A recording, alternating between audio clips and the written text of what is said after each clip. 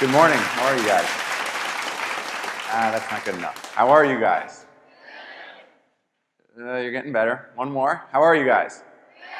All right. I'd like to hear it. So my name's Adam, and I'm the founder of an organization called Pencils of Promise. And I'm going to tell you a little bit about the creation of the organization today, but more importantly, I'm going to share with you guys every single thing that I've learned about the power of youth. You know, you guys are young, obviously. I don't have to tell you that, but one of the things that I've really transitioned through is what it's like to be a young person emerging into a professional career and trying to follow the passion and purpose that consumed a lot of my life. And so, you know, I'm going to start for you guys with what I looked like when I was in your shoes. And so this is me. Fortunately, I still don't have the same mini afro that I had when I was in school, but when I was looking like this, I can tell you most of my nights were filled with similar thoughts over and over and over again. And the main question that I would ask myself is, how can I fit in, right? How can I not be the target of a bully? How can I get friends to like me? How can I succeed on the basketball team this year? And it was all about conforming to a set of beliefs that I thought everybody else would share. And at the same time, before I went to sleep every single night, you know, my last name is Braun, and my dad said the same thing to me and my siblings over and over and over again, which was, Brauns are different. Every night before I went to sleep, you know, he would sit down with us and he would say, you know, I love you so much. My mother would say, I love you so much. And then my dad would say to me, just remember, Brauns are different. And he wasn't trying to tell us that we were better than anybody else, but what he was trying to say to us was that we were being held to a different standard from all others. And as I moved through middle school and high school and college, that message stayed with me. This idea that I was somehow different. And not only was that okay, but that it should be celebrated. And so, you know, as that progression changed from college into post-college, I started to think a lot about, you know, what does it mean to be different? And if it's not just something that's okay, but something to be celebrated, how can I craft a life that celebrates these differences that I know I hear in my head every single day? And so the first thing that really, really changed my life was I went into the developing world for the first time when I was 21. And I had a habit of asking one child per country one simple question. And that question was, what do you want most in the world? And I'd ask it to each of you guys right now. Think about it. If you could have absolutely anything in the world, one thing, what would that be? And you don't have to shout it out, just kind of think it through in your head, because I knew my answer. My answer was either a big house, or maybe a fast car, or even kind of like the latest shiny video game or phone or piece of technology. And I went into India, and I asked this boy who was begging on the streets, and he was about your age. You know, he might have actually been younger, and he was alone, just begging. And I asked him, if you could have anything in the world, what would you want? You know what his answer was? A pencil. That was it. He looked at me and he said, a pencil. And I couldn't believe that that was his response. And I started to kind of question why. You know, what was so powerful about a pencil for this young boy? And as I asked more questions, what I learned was that as a beggar, he had never been to school before. No access to education, no teacher, no caring individual who wanted to mentor him and help shape his personality and his future. And in that moment, I realized something incredibly profound. That as much as I could change this boy by giving him my one pencil, that he had actually changed my life by sharing that one simple thing with me. And that when you're a young person, you're told time and time again, you're too young, you know, wait to change the world. Wait until you make some money. Wait until you have power or influence.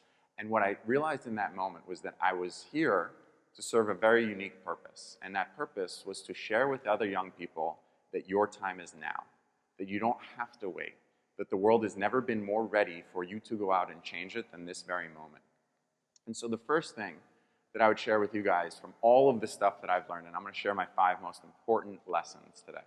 The first is to know that you have a purpose, that you are different. You know, right now, think about your last name and that idea that you, whatever your name is, whether it's, you know, Johnson or Murphy or O'Connor or Haynes, you are different. And that you serve a unique purpose. And as soon as you absorb that idea, that voice in your head, that internal voice that keeps you up at night and tells you, this is your truth, that you have to pursue it. Pursue it relentlessly. And so I started thinking about, okay, what's my purpose and how can I go and, create change in the world? And what I came to realize was that the more that I thought about myself, the more that I became self-absorbed, and that ego is actually the root of a lot of despair, a lot of sadness, and that ultimately happiness is actually found in celebrating others. It's when we're thinking about somebody who isn't in our shoes that we start to find true happiness, and eventually that converts into meaning. And so when I thought about who I wanted to celebrate most, I tried to figure out who had sacrificed the most for me, who had given up the most so I could be in my current position. And I'm guessing each of you, just by a show of hands, how many here have a grandmother or grandfather that you are close with? Okay, everybody in the room.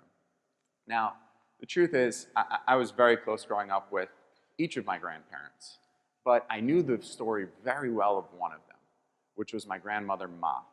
Now, Ma, if she was here right now, she'd feed all of you ice cream sandwiches and start giving you Kit Kats and chicken noodle soup. That's her specialty.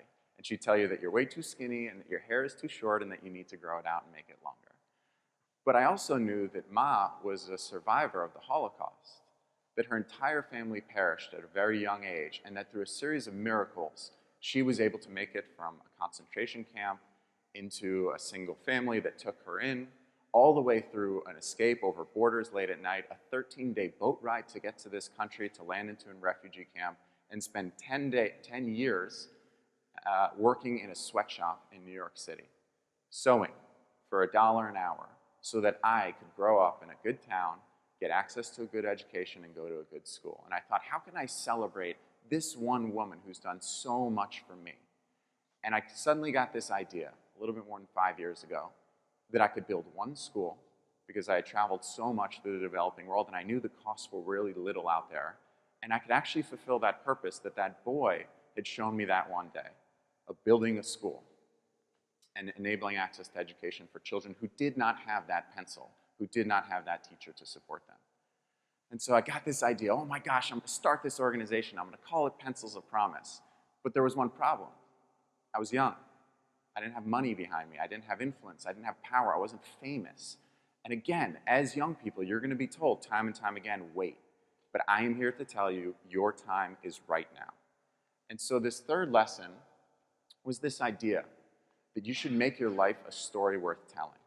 That you're never, in a position where you should wait, another year, maybe 2, maybe 10, because that starts to become this slippery slope.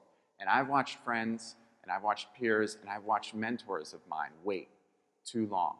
And they live these lives where they share the story of somebody else. And they end up having these almost avatars, like people whose lives they want to live through. But this third lesson was this idea that you should make your life a story worth telling. Because as humans, as individuals, we are natural storytellers.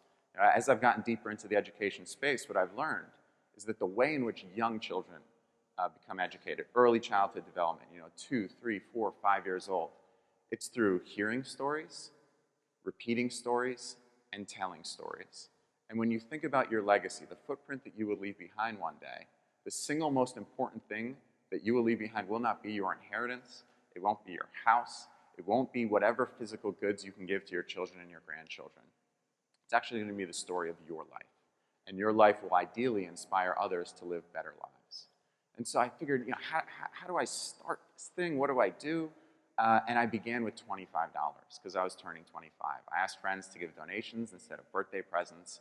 And off of that, we started this movement that was able to build at first 1 school, and then 10 schools, and then 20 schools, and then 30 and 50. And that number continued to grow. And this weekend, I'll go out to Ghana, which is one of the countries in which we build schools, for the inauguration of our 200th school. So there are now 200 schools and growing. We're breaking ground on a new school every 90 hours because of this one boy planting this one seed in my head many, many years ago, asking for nothing more than a pencil. This fourth lesson is that these big dreams, they start with small, unreasonable acts. When you think about Facebook, billions of users at this point, billions of dollars in this company. Where did it begin? It began with two friends, sitting in a college dorm room, hacking together a little program. Apple, with our iPhones, our iPads. Where did that begin? It began with something called the Homebrew Computing Club, and two friends coming together and saying, I want to try and build this little computer. And this idea that you have to come from a place of power to actually create these big, big dreams that you aspire towards is completely untrue. It starts with a small, unreasonable act. And what you will hear time and time again, especially as a young person, is one word. You know what that word is? It's impossible. People will tell you it's impossible. And the more that you hear that word, the more it should ignite a flame within you to pursue that dream. Because the single greatest power of youth is that you guys don't know yet what cannot be done. People talk about wisdom a lot, and wisdom is a great thing. But wisdom is actually the accumulation of knowledge that then informs people about what cannot happen based on previous experience. And the beauty of young people, the beauty of you guys, is that you don't have that experience yet, which gives you the freedom. Some might say it's something called naivete. I would say it's freedom. And that freedom becomes so empowering for you to change the world by trying what others will define as impossible. And in the process, you will be the ones that will prove that it's possible. So the last one, the fifth and most important one of all, is to surround yourself with those who make you better. You're going to find individuals who try and stifle your growth because they see it as a reflection on themselves. But when you look around this room, the people that you're sitting next to, your friends, your classmates, those are the ones who are going to help you grow the most. As much as your parents are going to support you, as much as your teachers are going to support you, it's each other that will help one another grow.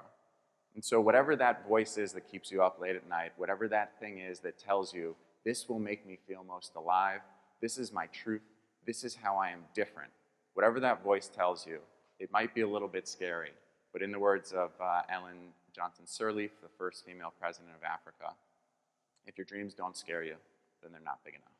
Thanks so much, guys.